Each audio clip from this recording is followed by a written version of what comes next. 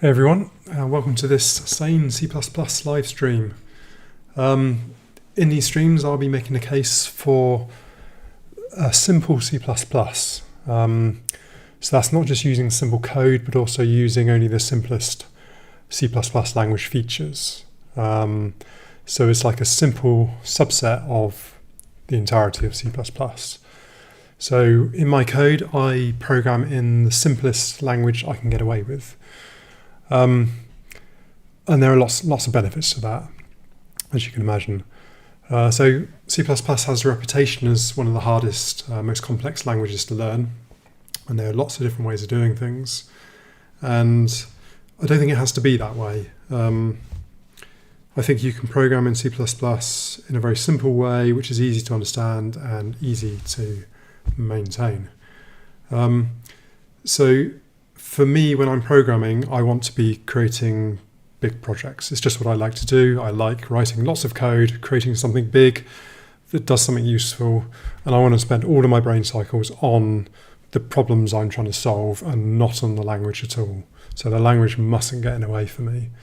And I think it's something that maybe not everyone has an awareness of, where their mind is focused.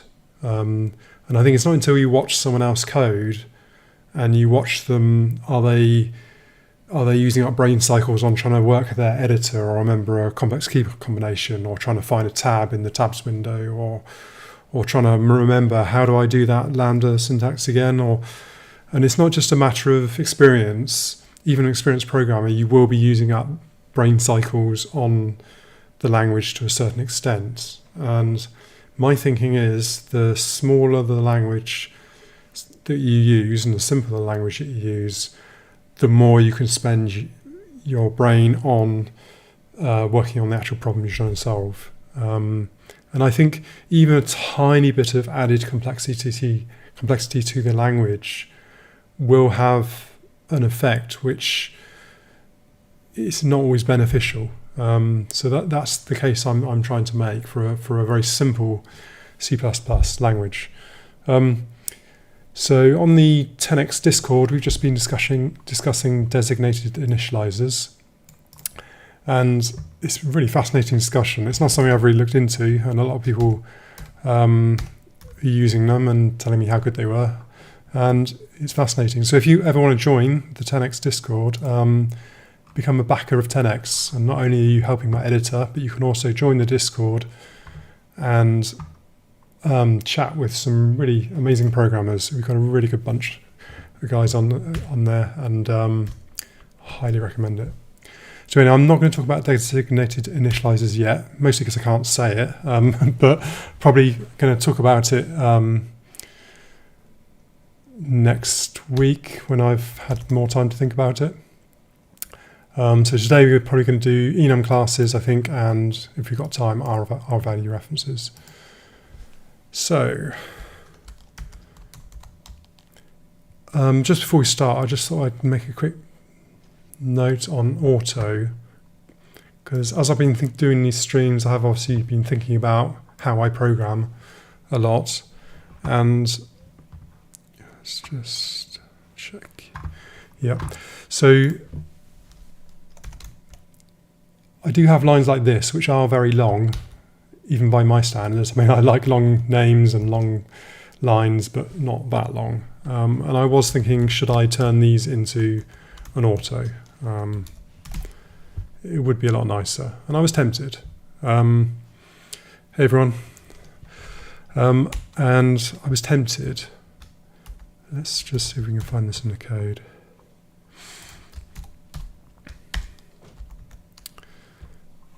Hopefully you can see that. Just a very simple example. So obviously, possibly that may be better in this case. I'm willing to admit that maybe there's a case of using auto there. But then as I was thinking that, not this line, it was somewhere else in the code, but I was writing it and I was actually finding it very useful to see what the pair values are in this case. So a class function key and an array pointer. And I find that very useful when I'm coding. Obviously in this case it doesn't make any difference really, because it's just one line. But if you've got more complex statements here, I actually find it really useful to be able to see these right in line in the code. Just don't forget, you're not just writing the code for the compiler, you're writing it for yourself to understand and see what's going on. So I actually decided not to start using auto. I may change my mind, but I like to be able to see the types of things. I don't like it when class types or struct types are hidden away. I want to be able to see them, not to have to rely on the sort of go-to definition or whatever. So anyway, that was just a minor thing on auto. But I'm constantly evaluating it, and I may change my mind one day. We'll see. So I was going to talk about enum classes, and let's go here. So we're talking about Sane C++ and the best way to do things. Unfortunately, enums neither C or C++ got right. It's something that's always annoyed me. Obviously, in C enums, they're not scoped, which is the main problem I have with C enums, which is why I started, like many other people, wrapping them always in a namespace. Let's make that a bit better name.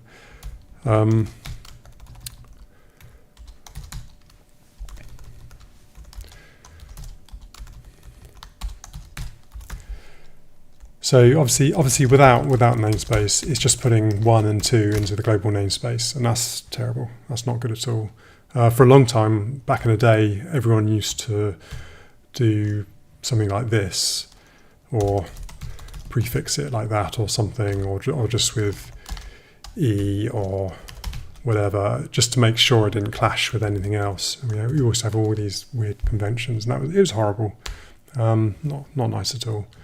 So obviously with namespaces, or you can do it with a struct, just wrap it in that, and then it's scoped. So these aren't the global scope anymore. So that's good. But there's a minor annoyance with doing that, which is with the autocomplete in most editors, you get enum here. And maybe you don't want that because you just want to know what the enum values are. You don't want the enum thing there. So this is the name of the enum. This is just some random thing that I have to put in there to keep the compiler happy.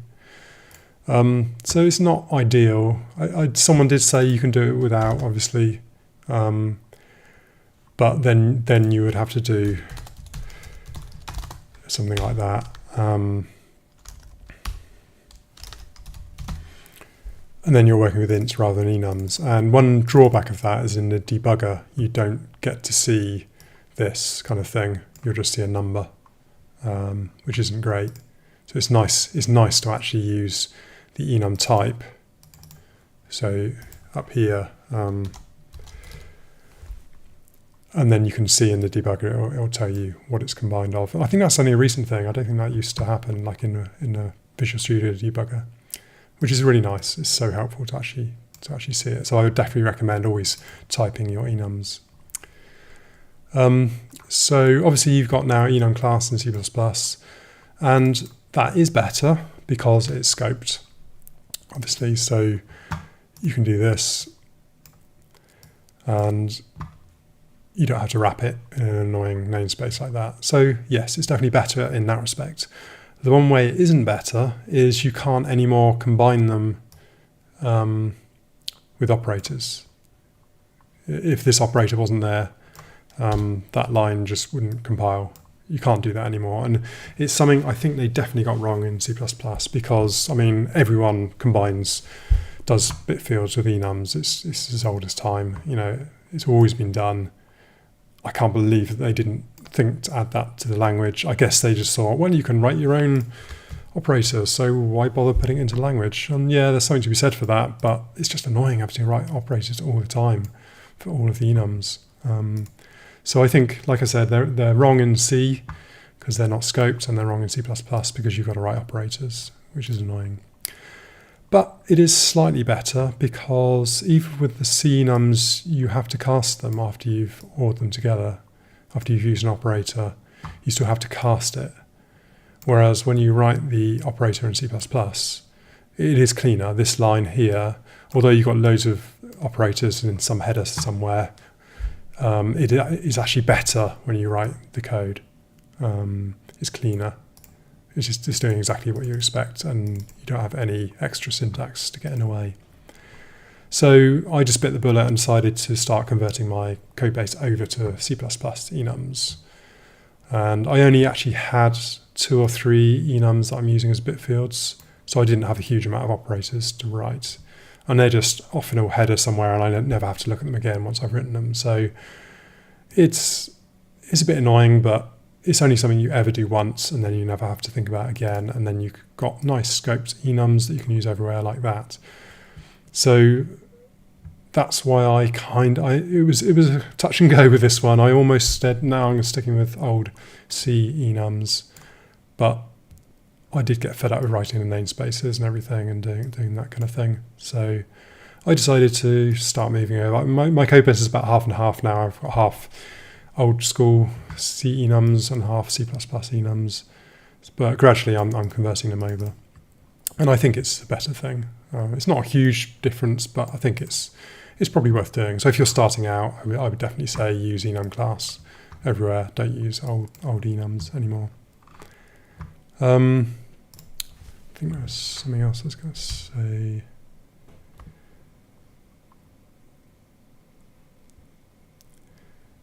Yeah, I won't bother showing it in debugger, I'm sure you've seen. But in the watch window, you can see where they're combined, like I said, like that.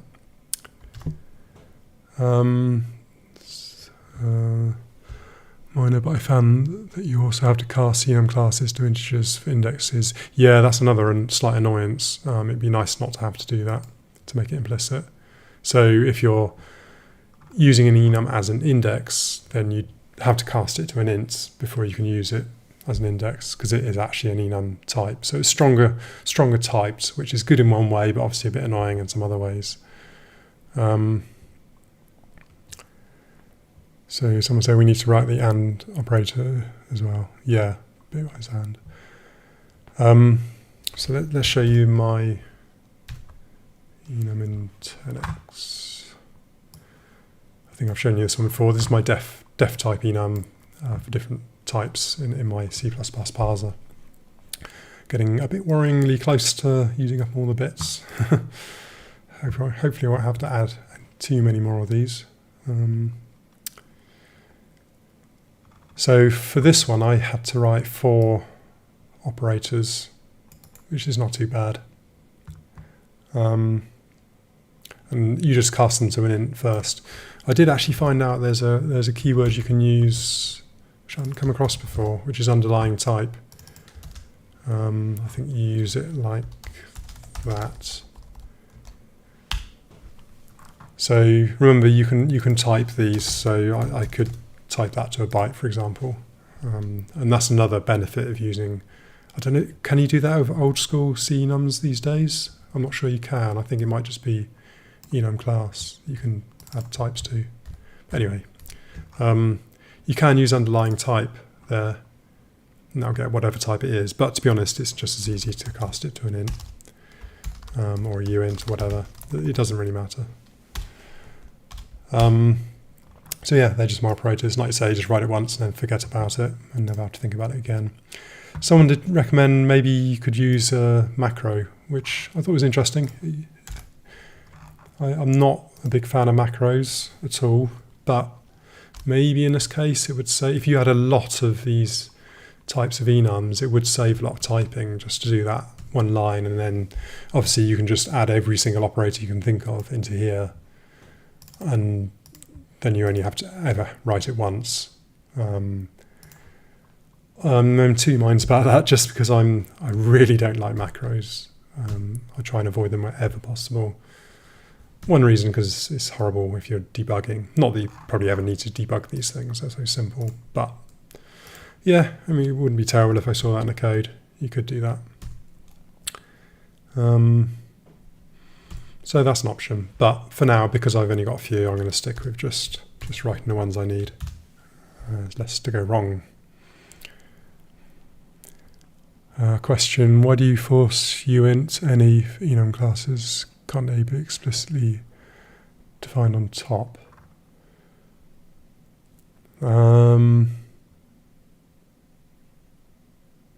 Not sure what you mean by explicitly defined on top.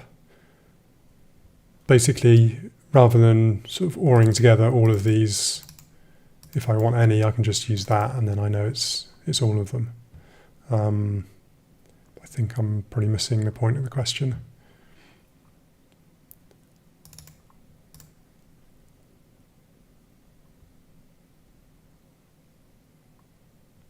Anyway, come back to me on that.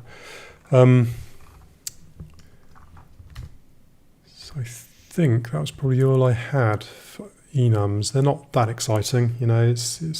I think it's a slight improvement, the C++ enums, so you might as well use them.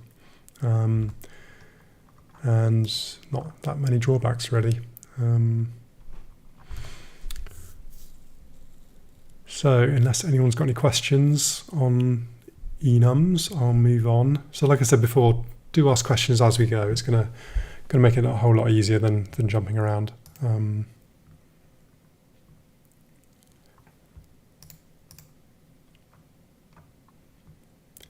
So R values.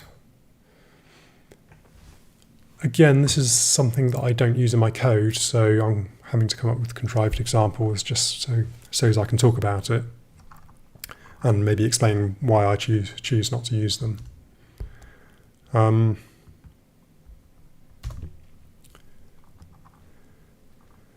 So let's do a quick recap of what R values are. So this is an R value, well, specifically I'm talking about R value references. So the double ampersand means R value reference. Just basically means the thing coming in is a temporary thing that will never be used again. It's kind of a throwaway, disposable thing you can do whatever you want with, which is nice because, for example, in this case, I've just got a simple buffer with a chunk of data, pointer and a size, and I'm passing it in. And rather than if I didn't have R value references, I'd obviously have to take a copy of it, do a mem copy.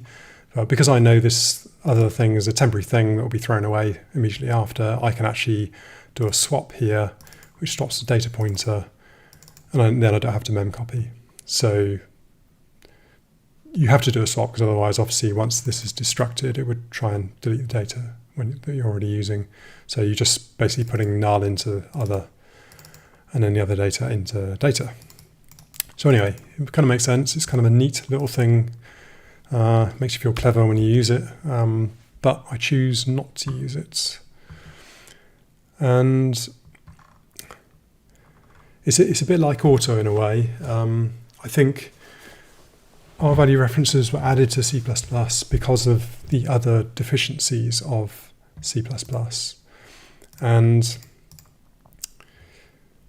the problem with a lot of modern C++ is you get a lot of hidden copying of variables. If you're not aware of what's going on under the covers when you're, for example, using STL, it's very easy to be creating copies of values everywhere, and obviously that can be very slow. And it's one of the problems of modern C++. So I'm guessing this was added in a way to try and get around that, and it does mitigate it to a certain extent, but not fully. And so it's trying to make, it's an optimization basically to allow you to make the code faster. And I was just trying to think, in my entire career of optimizing big game engines and games, have I ever made an optimization of adding in an R value reference? And I don't think I have. Well, no, actually, no, I did remember one case, I think. I can't remember for the life of me what it was, but I think it was in a code base that was using some kind of modern style C++, and it was quite expensive taking a copy, so obviously I'd put in an R value reference and I got rid of it. But I do remember thinking I would have rewritten the code had I had time, because I wouldn't have written it in that way in the first place. So for me, the way I write C++, this would not be an optimization for me because I never get into the situation where I need it anyway. because I've been conditioned to write C++ knowing about implicit copying and making sure I avoid it. I just don't come across any instances where it would be particularly useful. I mean, there may be the odd case where it might be useful, but to be honest, it's probably not worth the hassle of putting in operators and constructors with double ampersand everywhere and then trying to do something clever in there. It's just not worth the hassle. You know, I'm profiling my code all the time, and I never see copying to be a bottleneck or a problem or an issue. It would not make a big or any significant difference to my code at all. Because remember, like I said in the last stream, probably the fastest code you'll find is going to be written in C, straight C. And that has no need of this. So in C++, you don't necessarily need it. I mean, depends if you write C++ in a certain way, yes, it can be needed or useful. But there is a way of writing C++ where this is simply not ever needed. And that's the point that I want to try and get across. So I'm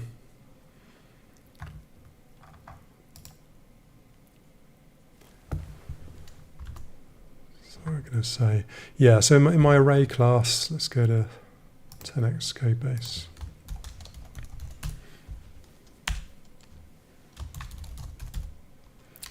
So I do have a MoveTo function in my array class. So that would be used like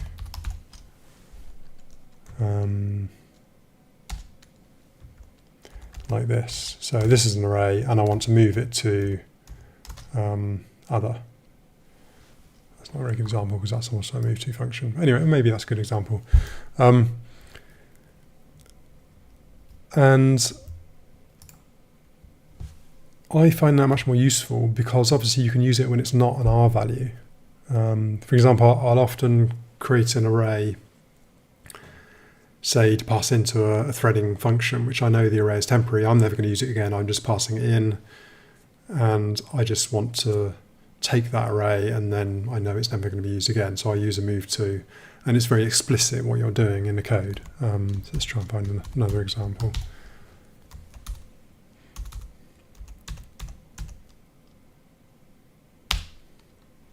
Oh no, the tasks one is probably better.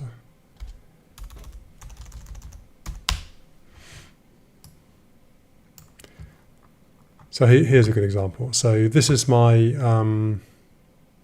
actually it's the debugger launcher, okay. It's got a bunch of tasks on a, so m_tasks tasks is just an array of task pointers. And I want to take a copy of it so that I can iterate through it and other people can carry on. So I want to hold this lock as short time as possible and just grab a copy of it. And, well, not actually grab a copy, I want to move it. You know, I want to copy it and then clear it. So using MoveTo is perfect in this example. So I'm moving tasks to m tasks. And like I said, I'm holding a lock for a very short amount of time. So then other threads can add stuff to m tasks without me worrying about it. And I can, on this other thread, can iterate through the tasks. And I use this kind of thing all the time. The other way of doing it, obviously, is using a smart pointer. So you could just use a smart pointer and then swap the pointers. But I kind of like this. I think it's much clearer. It's less complex than using smart pointers. And it's just a simple array and then just a simple MoveTo function. So I'm kind of using the same kind of thing as Rvalues, but I can do it whenever I want and make it very explicit what I'm doing. The other thing that I often do, it's worth mentioning, I think, is if I've got I don't know what this task is like. It's pretty simple, actually. It's just a typed object. Maybe it's not the best example, but anyway, if I have an array of objects in one of my object array classes, I'll only do that if this thing is like a pod struct of ints or something. very simple, doesn't require any copy operators or constructors or anything. So it's just pod, plain old data. I might put it in an array by value. And then I can use my normal array class just as a mem copy. And only if it's small, obviously. But as soon as that struct or whatever it is becomes more complex and starts to need functions and constructors and operators and everything, then I will turn it into a pointer almost always. So I never have arrays of values pretty much. It's always arrays of pointers. And obviously you get rid of a lot of copying and stuff when you're just using pointers. It doesn't matter. So I very rarely have containers of complex types where this optimization would help. The only time I do is string arrays.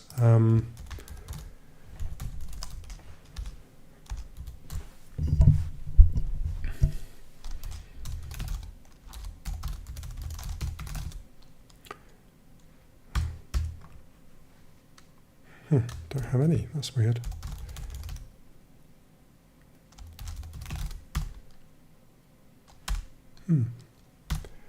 There's a bug I need to look at. Anyway, so I'll have object of string, but my string actually internally is a ref counted string. So it's only changing ref counts when I'm copying these around. So again, it probably wouldn't, it might make a little bit of difference in that case using one of these, but again, it's not going to be a huge issue. And I never use that where it's performance critical anyway. So again, like I said, in my code, I never actually run into the need for this. And like I said, I'm profiling my code all the time, and I would spot if I was doing it. And in other code I look at that perhaps does need it, I can almost always point out a way of writing the code in a different way. So I'm just waiting for my monitors to come back on.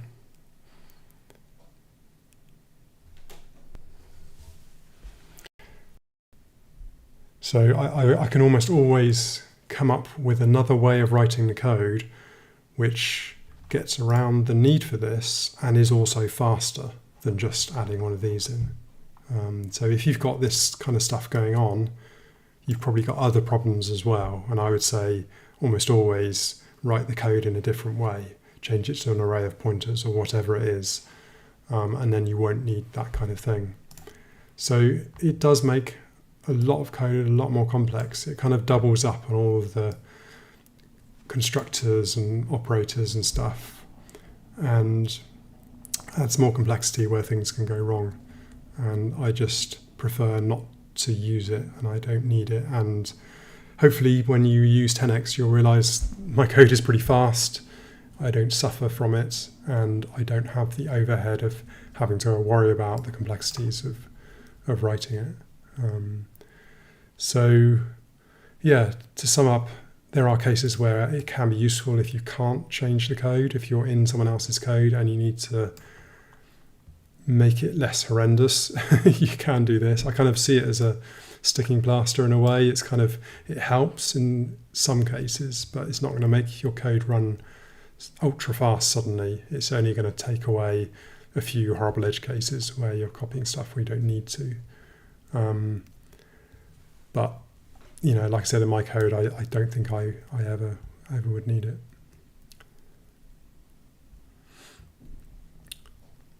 So does 10x work for Linux? No, not yet. Hopefully one day.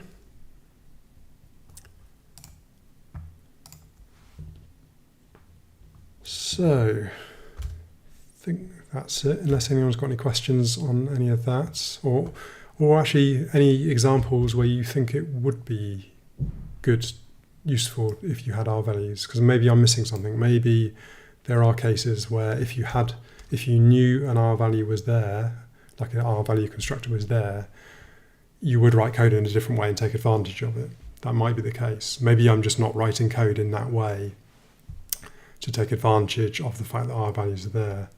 But then if I was writing code to take advantage of that, I would have to know that all the code I was dealing with supported R values.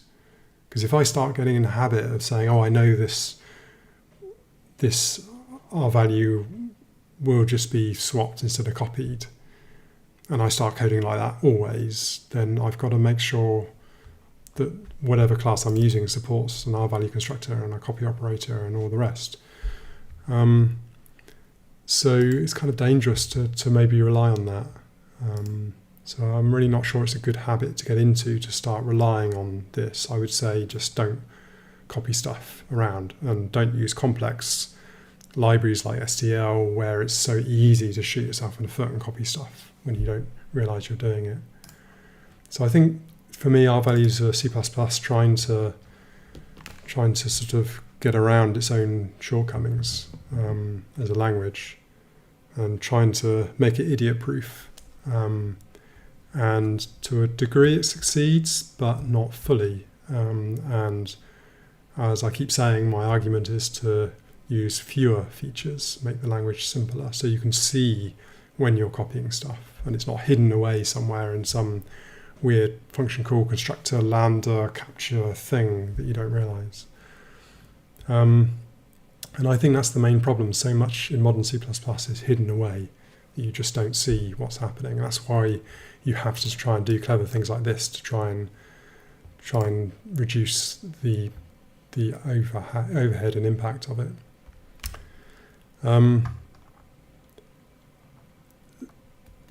So, I mean, my code is so simple. A junior C++ programmer could probably easily understand it in 10x, that is. Hopefully, a lot of it would be readable by anyone, even if you imagine taking someone who's only just learnt C++ and has a sort of reasonable understanding of most of the language. I don't think they would struggle to understand my code. It would be very easy to understand. Whereas if you start adding in lots of different features from C++ and combining them in various clever ways, it would suddenly start to become more complex, and it would be harder for someone to understand. So for me, that's my sort of how I measure things. How easy would it be for someone else who's not a C++ expert to read it? And then I know I'm not wasting my brain power on fighting with the language. The language is just like English to me. It's not. I never ever. That's why I find these streams so hard. I never ever think about C++. Not anymore, and I don't want to be honest. So yeah, hopefully to anyone looking at it, it's just immediately obvious what's going on.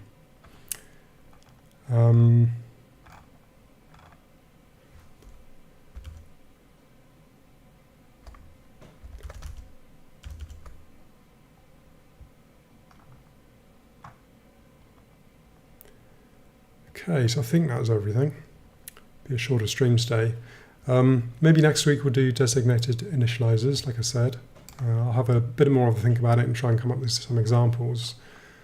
But if other people want to come up with examples and say post them on the chat, on the live stream, and say, what about this example? Is that a good example to use? And then we can talk about it and discuss it there. As that's what we've been doing on the Discord chat, and I think it's been very, very valuable. It certainly made me think a lot, and to question the way I do things. I mean, I think it would take a lot for me to want to add anything to my language. I think what I was thinking of doing, maybe I'll try and do this for next time, is making a big chart, a list of all the C++ features, and then marking the C++ features that I use and the ones that I don't use, and the ones that I use sometimes but not very often. Because then I think it would give everyone a better idea of the language that I program in, which is quite a different language than a lot of C++ programmers use. And that's what I'm trying to get across here. And it's very hard to do that without just simply looking at code, which I'm happy to do. I'm happy to take you through any of my code that people want to look at. And if anyone has any questions about, you spot something in my code and you think, what's that doing now? Why is it done it that way? I'd be happy to go through it and we can look at it. And, I'm not saying it's the most perfect code ever, and I'm sure there's things I can improve on it. But I think it's the only real way to learn programming, I think, when you're starting off at least. If you just sort of join a company, out of university or something, the best way is to sit over the shoulder of someone and watch them code and ask them questions. Why are you doing it that way? Why not do it this way? And that really is the best way to learn. And unfortunately, we can't really do that on Discord or on a live stream that much, because I don't think I could code and talk at the same time on a live stream. But I know some people are very good at doing that, but I don't think that's something I could really do, because a lot of the stuff I'm coding is complex, and you'd need a lot of understanding around it. You'd need to spend a lot of time with me. If I had someone here sitting next to me, we could code together, pair program, and that'd be really good. And I think that's the best way to learn, if you're learning the language, to watch someone code and ask them questions. So someone said, that would be a big chart. Yeah, maybe it would. I try and keep on top of, so I know all the new C++ features, but maybe there's lots I don't even know about. I know they're adding stuff all the time. But basically, I just go over the main ones that most people know about.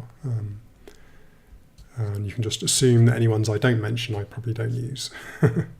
So anyway, I'll try and get that done for next week, and then we can talk about that. Because I think that's what I'm trying to get across here is I have a language that I use, which is very set. In my head, it's very, very set. And if someone was to say, why do you start using this feature out of C++? I would have to think, I've got to extend my language. I mean, obviously, I don't actually have to physically do anything. I just have to add it in my head. But for me, that's quite a lot, because I've been programming. I've written so much code in using this language. I often think sometimes I should create my own language, and then, which basically just disallows a lot of C++ and a lot of the stuff in C++. And maybe makes a few things a bit nicer, and then sort of transpiles to, is that a word? Compiles to C++, and then you can compile it normally. I know some people have done that with C languages. So they'll take their language and then just compile it to C, and then obviously you get all the good tools and everything.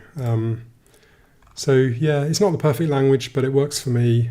I can code very fast, and I've done a lot of coding, and it produces very fast code, and I don't have to think about all these things other C++ programmers think about. And for me, that's an enormous advantage, because I'm not very good at keeping a lot of stuff in my head.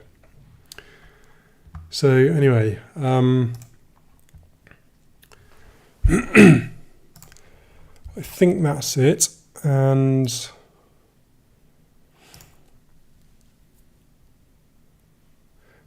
we're getting bombed by some spam posts. Anyway, we'll call it a night tonight, and as I said before, let me know if there's anything you'd like me to cover.